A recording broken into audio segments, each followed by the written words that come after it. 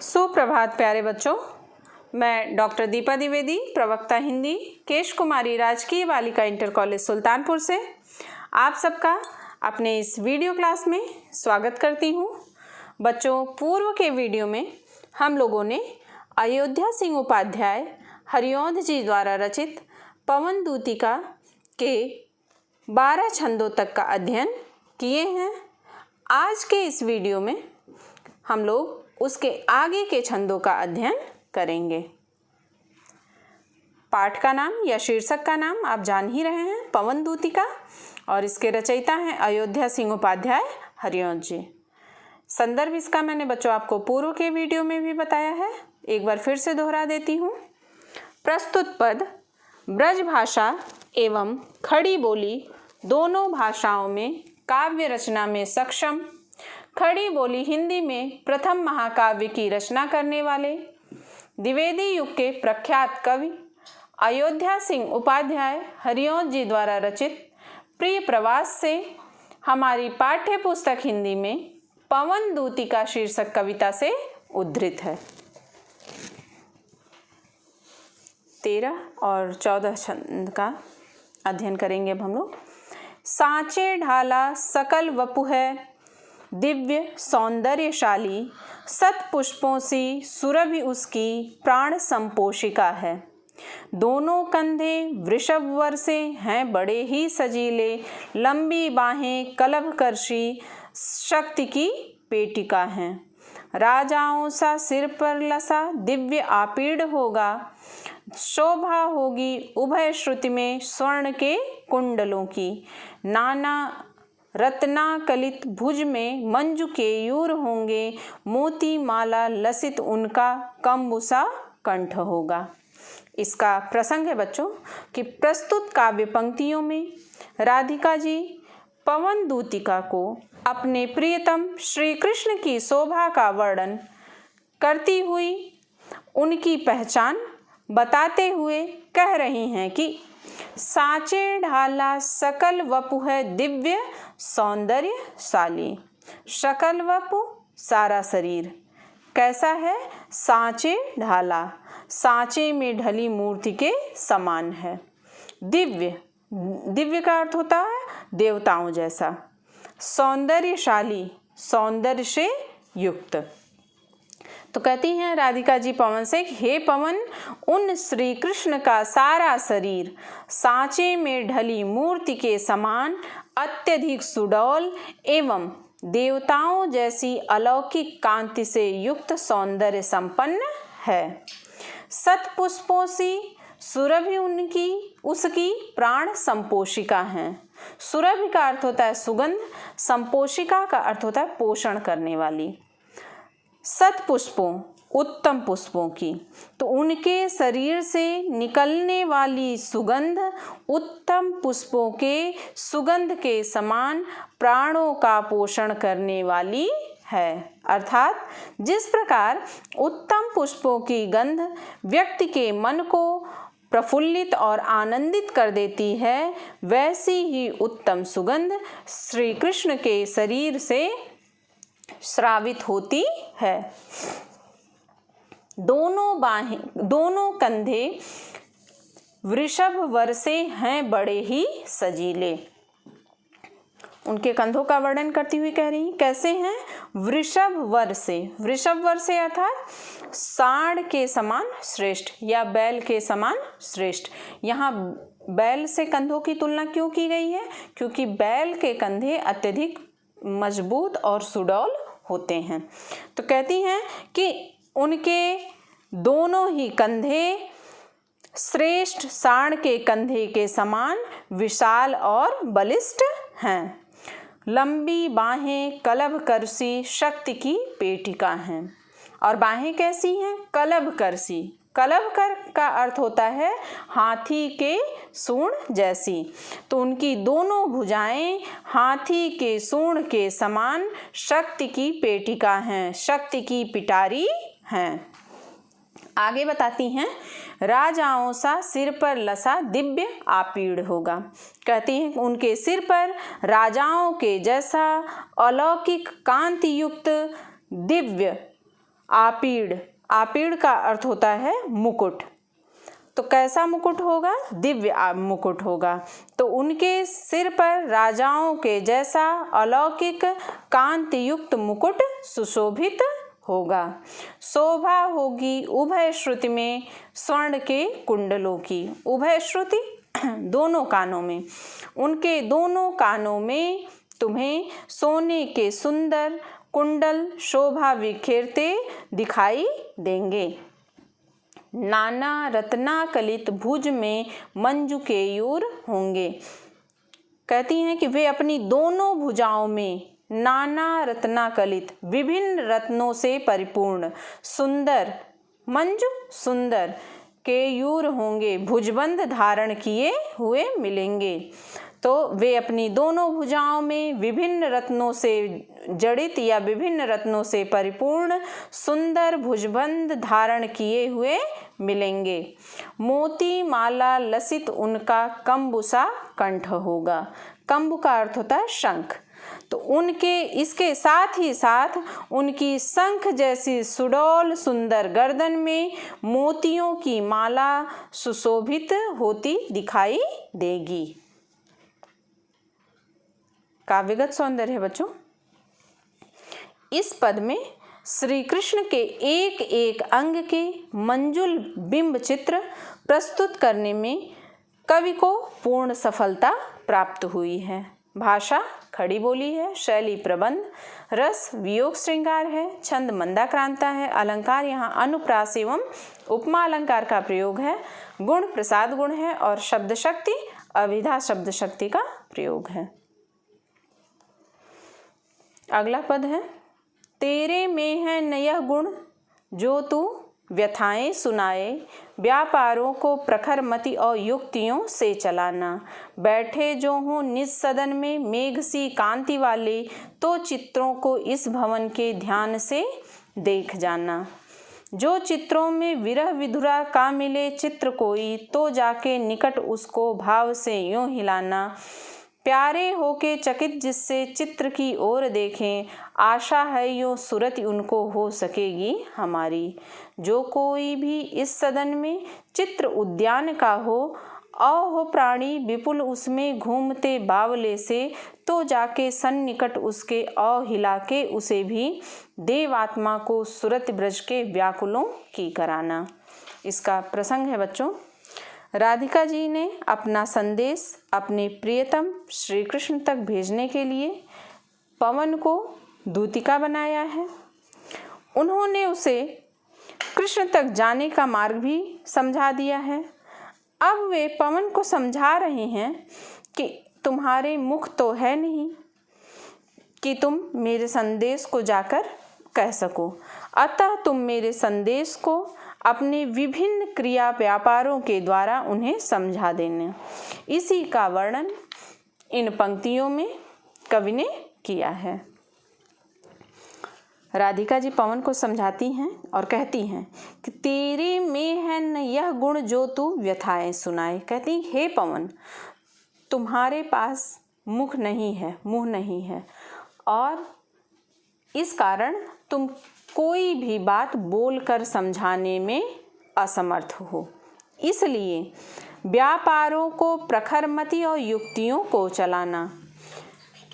तुम्हारे अंदर बोलने का गुण तो नहीं है, लेकिन तुम अपने क्रिया व्यापारों और कुशाग्र बुद्धि के द्वारा अपनी बात समझाने में सक्षम हो। तो तुम मेरी व्यथा और संदेश मेरे प्रीतम को देने में अपने क्रिया व्यापारों और अपनी कुशाग्र बुद्धि का ही प्रयोग करना। बैठे जो हो निज सदन में मेघ सी कांति वाले। यदि मेघ सी अर्थात बादल की कांति के समान सुंदर वर्ण वाले मेरे प्रीतम श्री कृष्ण निज सदन में अपने घर में बैठे हो, तो तुम क्या करना? तो चित्रों को इस भवन के ध्यान से देख जाना। तो तुम सबसे पहले उनके घर में जितने भी चित्र टंगे हुए हैं, तुम उन्हें क्या करना? ध्यान पूर्वक देखना। जो चित्रों में विरह विधुरा का मिले चित्र कोई। कहती हैं विरह विधुरा अर्थात वियोग से दुखी।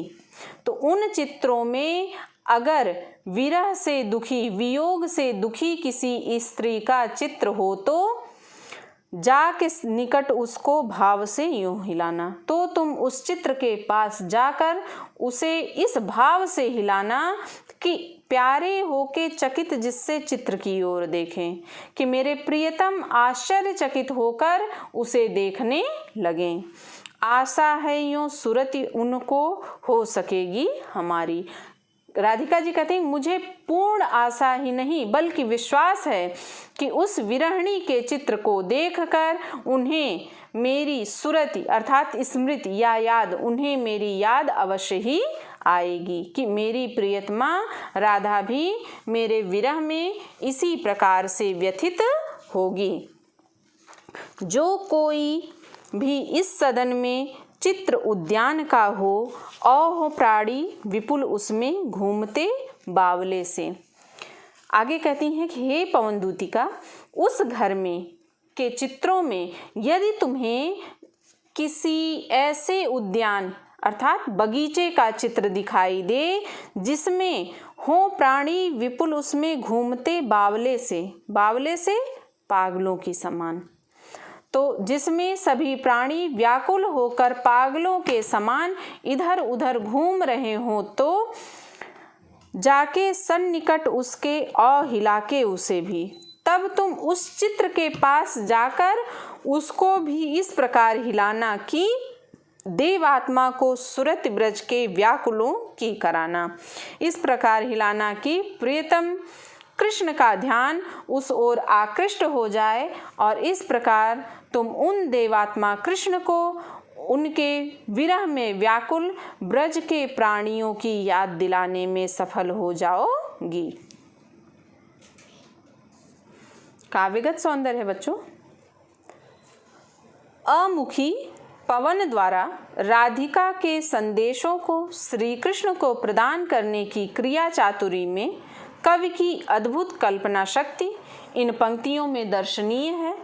भाषा खड़ी बोली है, शैली प्रबंध, रस वियोग श्रृंगार, छंद मंदाक्रांता, अलंकार अनुप्रास उपमा एवं मानवीकरण अलंकार का प्रयोग है। गुण प्रसाद गुण है और शब्द शक्ति अभिधा शब्द शक्ति एवं लक्षणा शब्द शक्ति का प्रयोग हुआ है। अगला देखेंगे। कोई प्यारा कुसुम कुम्हला गेह में जो पड़ा हो, तो प्यारे के चरण परला डाल देना उसी को। यो देना ऐ पवन बतला फूल सी एक बाला, म्लाना हो कमल पग को चूमना चाहती है। जो प्यारे मंजू उपवन या वाटिका में खड़े हों, छिद्रों में जा क्वणित करना वेणुसा कीचकों को। यो होवेगी सुरति उनको सर्व गोपांगना की, जो है वंशी श्रवण रुचि से दीर्घ उत्कंठ होती। लाके फूले कमल दल को श्याम के सामने ही, थोड़ा थोड़ा विपुल जल में व्यग्र हो डुबाना। यो देना ऐ भगिनी जतला एक अम्भोज नेत्रा, आँखों को हो विरह विधुरा वारी में बोरती है। इसका प्रसंग है बच्चों। राधिका जी अपनी पवन दूतिका को यह समझा रही हैं कि वह श्री कृष्ण के पास जाकर वियोगिनी बाला अर्थात राधा के दुख और संताप को चतुरता के साथ किस तरह से व्यक्त करे। राधिका पवन से कहती हैं कि कोई प्यारा कुसुम कुम्हला गेह में जो पड़ा हो।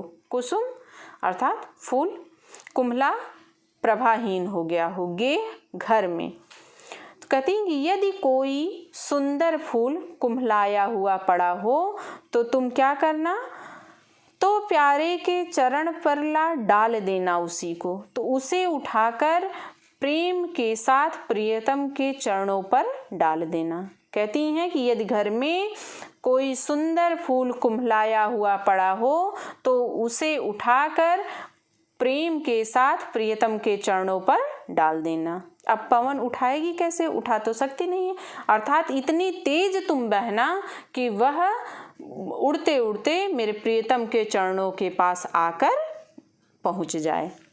ज्यों देना ऐ पवन बतला फूल सी एक बाला, म्लाना हो कमल पग को चूमना चाहती है। कहती हैं कि म्लाना का अर्थ होता है उदास, कमल पग कमलवत चरणों को या कमल रूपी चरणों को। तो कहती हैं कि इस प्रकार तुम उन्हें बता देना कि फूल जैसी एक सुकोमल बाला दुखित होकर आपके कमलवत चरणों को चूमना चाहती है, जो प्यारे मंजू उपवन या वाटिका में खड़े हों। कहती हैं कि हे पवन, यदि प्रियतम सुंदर उपवन या बगीचे में खड़े हों तो छिद्रों में जा क्वणित करना वेणु सा कीचकों को। छिद्रों में जा क्वणित करना माने बजाना, कीचकों का अर्थ है बांसों। तो कहती हैं कि यदि प्रियतम उपवन या बगीचे में खड़े हों तो बांसों के छेदों में जाकर उन्हें बांसुरी के समान क्या करना, बजाना। यों होवेगी सुरति उनको सर्व गोपांगना की। इस प्रकार उन्हें सभी गोपियों की सुरति याद आएगी या स्मरण होगा, जो है वंशी श्रवण रुचि से दीर्घ उत्कंठ होती, जो प्रिय की बांसुरी सुनने की इच्छा से बहुत व्याकुल हो जाया करती थी। आगे कहती हैं, ला के फूले कमल दल को श्याम के सामने ही थोड़ा थोड़ा विपुल जल में व्यग्र हो डुबाना। कहती हे पवन, प्रियतम के सामने एक खिले हुए कमल के पुष्प को लाकर व्याकुलता के साथ थोड़ा थोड़ा जल में डुबाना। यों देना ऐ भगिन जतला एक अम्भोज नेत्रा। कहती ऐ भगिन, हे बहिन, भगिनी का अर्थ होता है बहिन, तो हे बहिन इस प्रकार उन्हें बतला देना कि एक अम्भोज नेत्रा कमल जैसे नेत्रों वाली राधा आँखों को ही विरह विधुरा वारी में बोरती है। तो कहते हैं कि यह बतला देना या उन्हें यह दिखा देना कि इस प्रकार उन्हें यह बता देना कि कमल जैसी नेत्रों वाली राधा आपके वियोग में दुखी होकर अपनी आँखों को अश्रुपूरित करती रखती है। काव्यगत सौंदर्य है इसका। राधा जी ने संकेतों के माध्यम से श्री कृष्ण को संदेश पहुंचाने का उपक्रम किया है। भाषा खड़ी बोली है, शैली प्रबंध, रस वियोग श्रृंगार है, छंद मंदाक्रांता, अलंकार अनुप्रास उपमा एवं पुनरुक्ति प्रकाश अलंकार का प्रयोग है, गुण प्रसाद गुण का प्रयोग है और शब्द शक्ति यहाँ अभिधा और लक्षणा शब्द शक्ति का प्रयोग किया गया है। बच्चों, आज के इस वीडियो में हम लोगों ने छंद संख्या 13 से 20 तक का अध्ययन किया है। उम्मीद करती हूँ आपको अच्छे से समझ में भी आया होगा। यदि कहीं कोई समस्या हो तो आप मुझसे पूछ सकते हैं। मिलते हैं बच्चों अगले वीडियो में।